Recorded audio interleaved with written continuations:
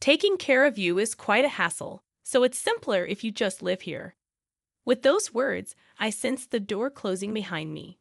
Then, a loud bang echoed, and a wave of unease washed over me, causing panic. "Mike! Are you there, Mike?"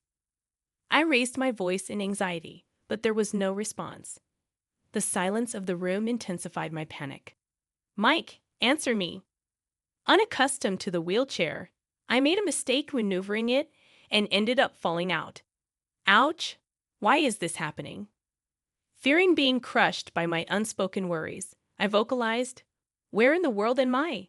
Am I just going to die here all alone?" Tears streamed down my face due to regret and sadness, but it was when I couldn't stop crying that Catherine entered, and with the sound of the door opening, I felt wrapped in warmth. 3 days later, the TV she had turned on featured a story about some store. As I listened, the door burst open, and the voice of the person I despised the most echoed. "I'm Catherine, a 32-year-old working woman doing my best at a major company every day. Since childhood, I had a dream, saw it on TV, and was enchanted. Now, I'm working hard every day to save up for it." The person I despised turned out to be my husband, Mike. He fell for my dedication, and our relationship started when he was my trainee. Smitten by my hard work, he supported my dreams, and after several years, we got married.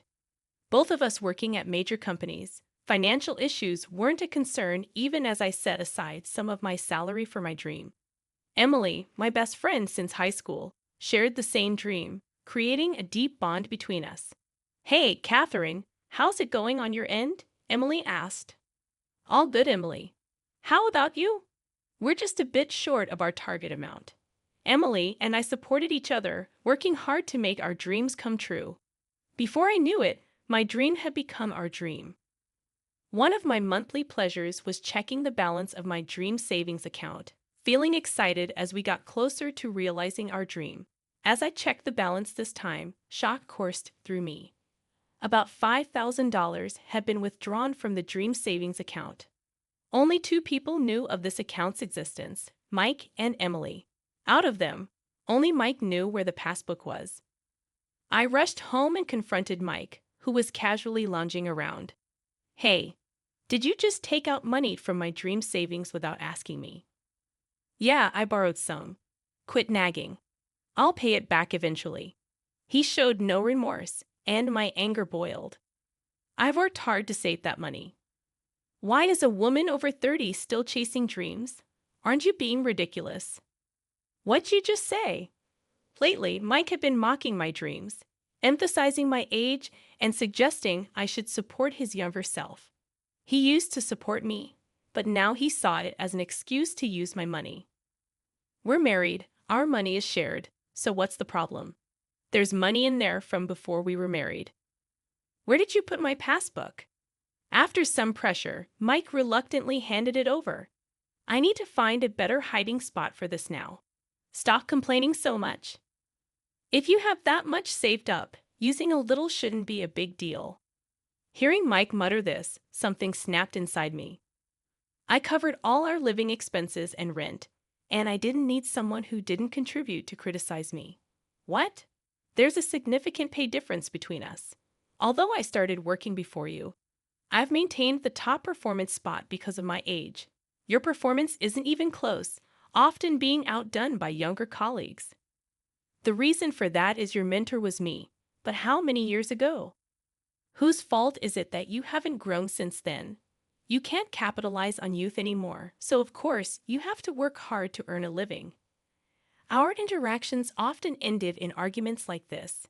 A few years ago, Mike used to be supportive, saying things like, "I support you," and "keep it up." Did this change after I turned 30? Around that time, he started calling me an old lady, constantly bringing up my age. Whenever I tried to argue back, Mike would sulk and ignore me, and I'd always end up apologizing. But this time, I wasn't feeling like apologizing. After the big fight with Mike, I called Emily. "I'm sorry, Emily. We promised to save together. It's Mike's fault." "You don't need to worry, Catherine." Feeling both remorse and gratitude for Emily's forgiving laughter, I apologized again. We were so close to our savings goal, but because of Mike, it felt further away. I let out an involuntary sigh, which Emily probably heard over the phone because she chuckled. Happiness might be fleeting. Unlike me, you're married, Catherine. Some bumps in the road are to be expected. $5,000 isn't just some bumps, Emily.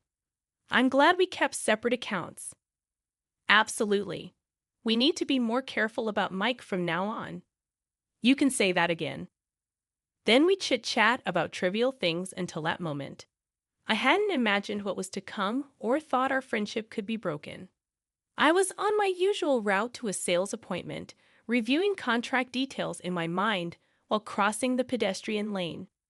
Suddenly, a car that ran the red light was speeding towards me.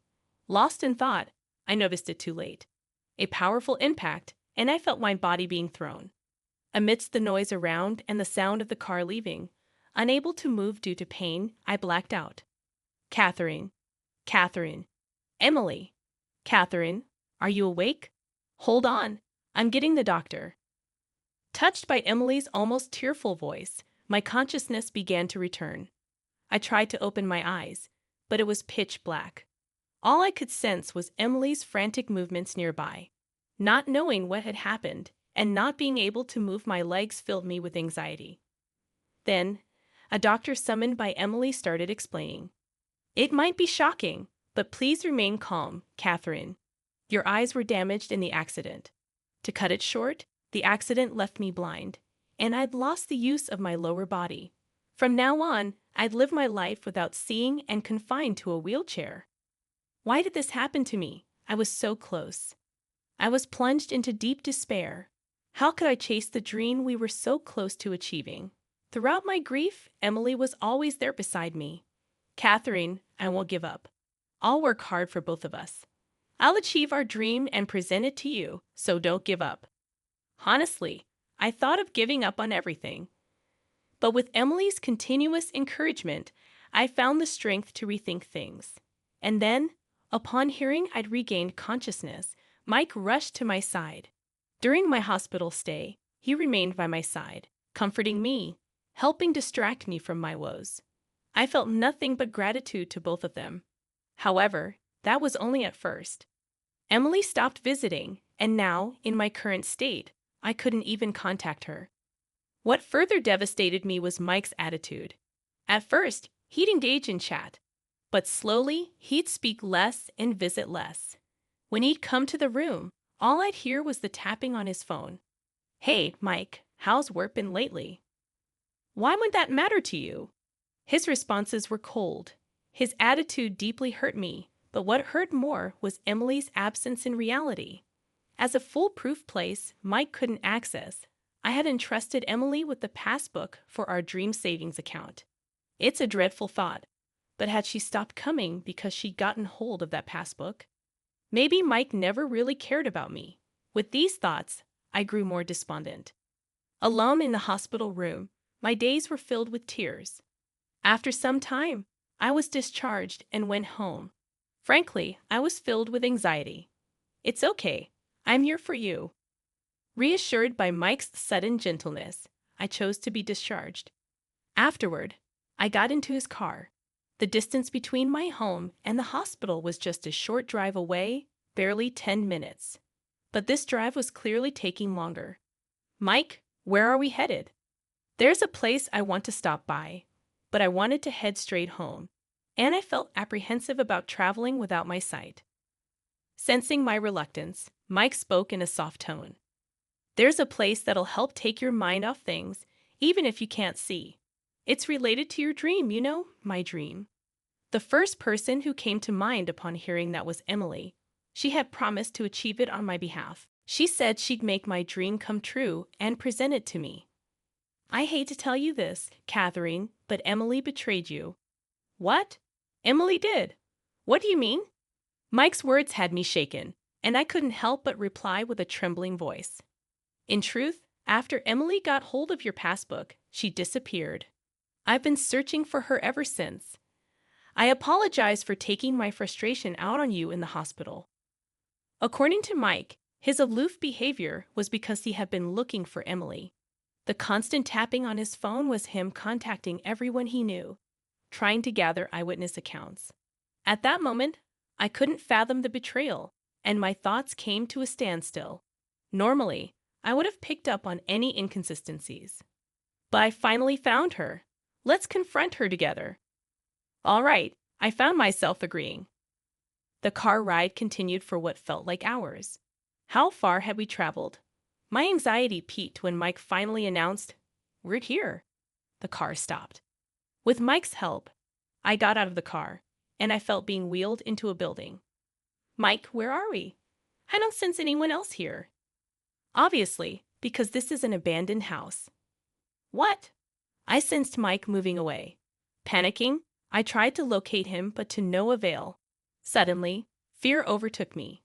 "Mike, where are you?" Behind me, I heard Mike laughing. "You're a hassle. Just live here."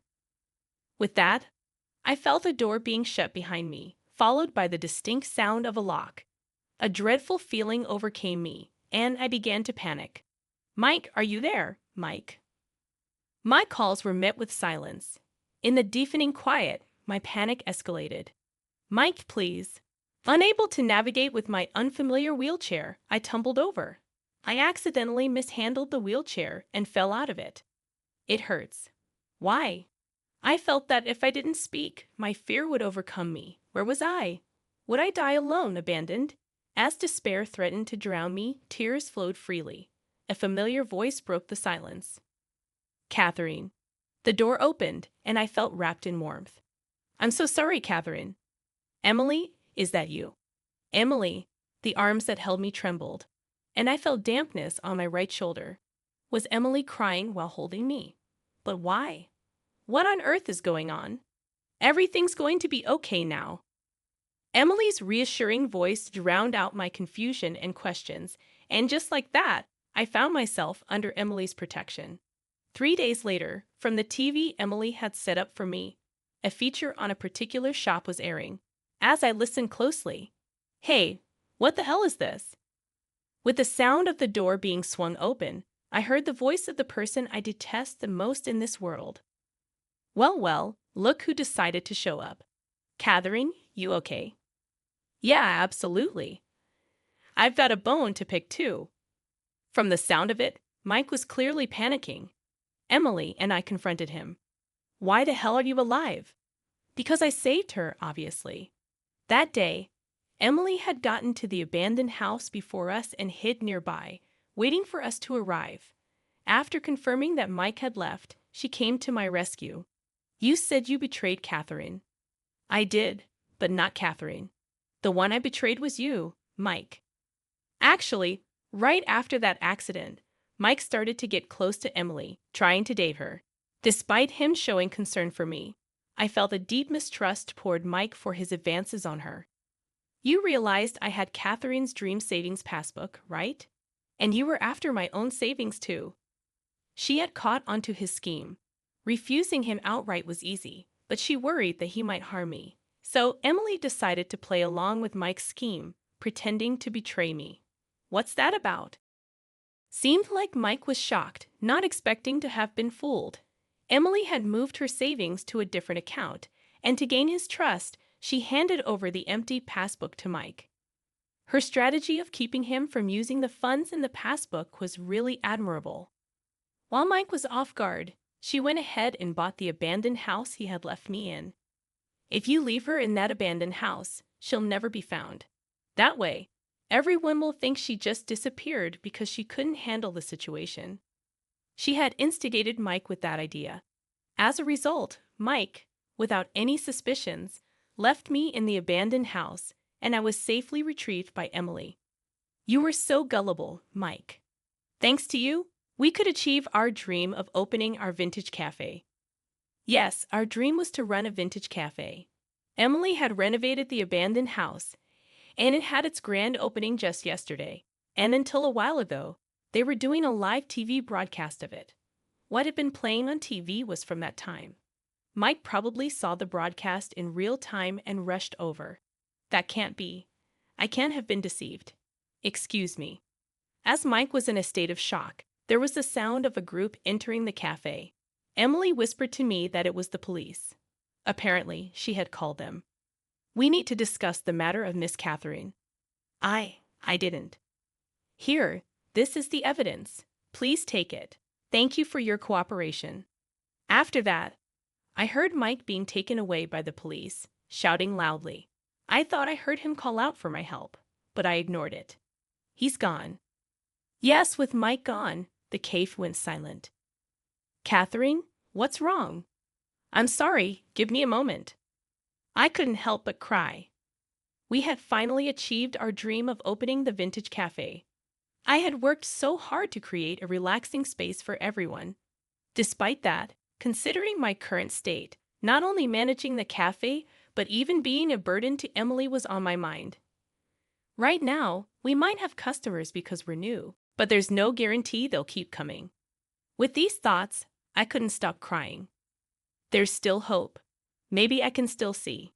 In fact, I had eye surgery at the time of the accident, and because of that, I currently wear an eye patch. However, the possibility of being blind is high, and even if not, I was told my vision would be significantly impaired. With my lower body paralyzed, the suspicion of Emily's betrayal and Mike's attitude, my weakened state prevented me from removing this eye patch, making me believe I had lost my vision. I kept my promise to make our dream come true. So let's go to the hospital together. I nodded in response, and on our day off, Emily took me to the hospital.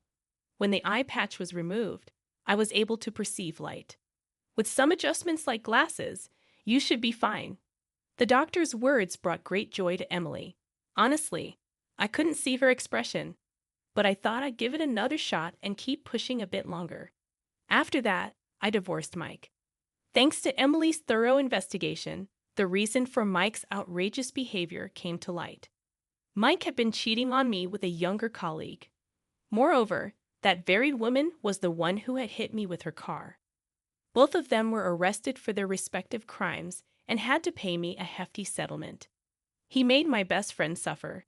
I'm never gonna forgive him, Emily said. Calm down, Emily. Without you doing anything, he's already headed straight to hell. During an interview, I accidentally mentioned why I ended up like this, and also about being left behind by Mike. Naturally, Mike got fired. Even if he's released, hellish days await him. On the other hand, things were going well for me. Thanks to the settlement, I could buy some good glasses. With my vision restored, my motivation skyrocketed. Being in a wheelchair hadn't changed, but the list of things I could do had increased considerably. All the crafts sold at our shop are handmade by me, and I continue to make more even during administrative work hours. These crafts are popular among customers and have been a source of profit for the shop. With the shop booming, I had completely forgotten about Mike. Then, one day, before opening, he came by. Catherine, I'm truly sorry. We ignored him and carried on with our usual pre-opening routine. Hey, you! A customer called out to him. Huh, aren't you the guy who left his wife? What the heck are you doing here showing your face so shamelessly? Mike, feeling the pressure from the customer's glare, left in a hurry. I smiled in gratitude to the customer. Thank you, Robert. No problem. Glad I was here early. Robert was a regular at our shop and had been the cameraman when the TV crew visited. He continued to support us as a customer after the broadcast. I'll be making some drinks today. Please make sure to order one, I said. Really? I'm looking forward to it. You two are quite obvious, aren't you? Emily chuckled, sensing something between us.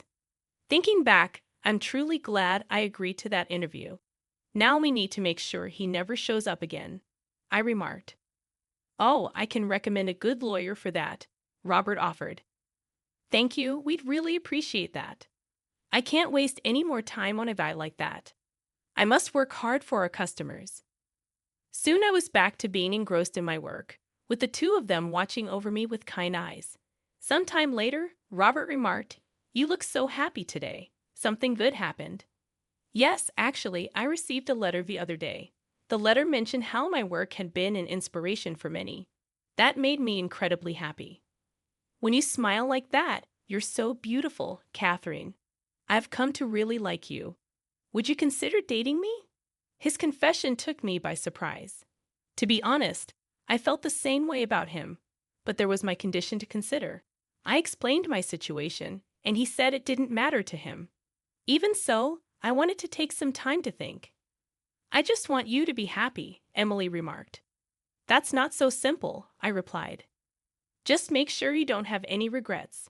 Yes, thank you. Life was pretty smooth sailing for me. Mike, on the other hand, ended up in debt. He managed to find a job, but it was low paying, and he was overworked. Additionally, the family of his affair partner was giving him a hard time. They demanded he take responsibility for getting involved with their daughter. Well, all I can do is cheer him on from a distance. After all, he brought it upon himself. I'd be troubled if he relied on me now. Thanks to the lawyer, Mike couldn't reach out to me for help and seemed to be struggling quite a bit. He brought it on himself, Emily murmured as she looked over some information a private investigator had found. I agreed with her sentiment. Later on, I remarried Robert. He accepted everything about me, and I chose to respond to his feelings. While Emily celebrated our union, she too had someone special in her life. She mentioned a man who helped with the renovations of the old house into a cafe. Apparently, they had mutual feelings for each other for some time, but were hesitant because of their age difference. Learning about our relationship encouraged her to pursue her own happiness. It's all thanks to you, Catherine, Emily said. And I owe all my happiness to you, Emily. If I had been alone, I would have given up on life a long time ago.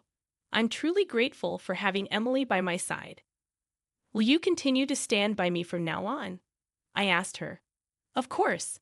I finally feel like I've repaid the favor. Confused by her words, I tilted my head. You saved me during our school days, Emily explained. Apparently, Emily had felt isolated in middle school. When we met in high school, I'd been kind to her, and that changed everything. Because I believed in her dreams and supported her, she felt motivated to keep going. Hearing this, I felt tears form in my eyes. I decided that we should continue to cherish the bond between us,